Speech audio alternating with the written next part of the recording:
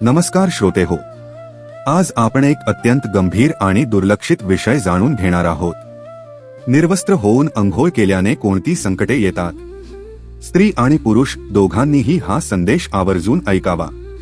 ही माहिती दुर्लक्ष केली तर आयुष्यभर पश्चात्ताप करण्याची वेळ येऊ शकते।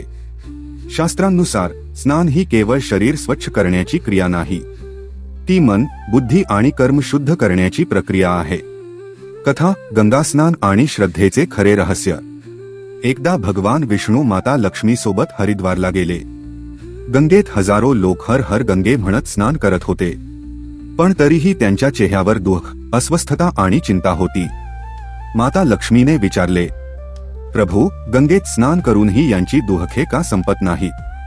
विष्णू हसून म्हणाले, गंगेची शक्ती कमी झालेली नाही, पण यांची श्रद्धा अपूर्ण आहे। विष्णूंची लीला। दुसऱ्या दिवशी जोराचा पाऊस पडला। विष्णूंनी वृद्धाचे रूप घेतले आणि चिखलात पडले। लक्ष्मी मातेला सांगितले, जो पूर्णतः पवित्र आहे तोच मला स्पर्श करावा। अनेक लोक आले, पण आपण पापी आहोत या भीतीने कोणीही पुढे आले नाही। शेवटी एक तरुण आला। हर हर गंगे म्हणत कोणतीही भीती बाळगता त्याने वृद्धाला बाहेर काढले। तो म्हणाला, मी गंगेत श्रद्धेने स्नान केले आहे, मग भीती कशाची? तेव्हा विष्णूंनी आपले खरे रूप दाखवले आणि सांगितले, श्रद्धेने केलेले स्नानच खरे फळ देते। स्नानाचे 12 शास्त्रीय नियम। इथे तुमचे 12 नियम अगदी योग्य आहेत। सकाळी स्नान केल्याने शरीर निरोगी व मन शांत राहते। स्नान सौंदर्य, आरोग्य, बुद्धी आणि तेज वाढवते। सूर्योदयापूर्वीचे स्नान सर्वोत्तम मानले जाते। स्नानामुळे नकारात्मक शक्ती दूर राहतात।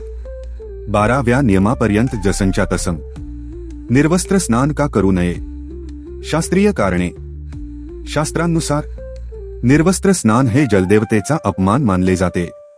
बंद खोलीत असलात तरी वरुण देव साक्षी असतात। यामुळे शरीरातील सकारात्मक ऊर्जा कमी होते, मन अस्थिर होते, पितृदोष निर्माण होतो, माता लक्ष्मी प्रसन्न राहत नाही, आर्थिक व मानसिक अडचणी वाढतात। म्हणूनच शास्त्र सांगते, स्नान करताना किमान एक वस्त्र अंगावर असावे। श्रद्धा, शुद्धता आणि नियम हेच खरे संरक्षण आहे।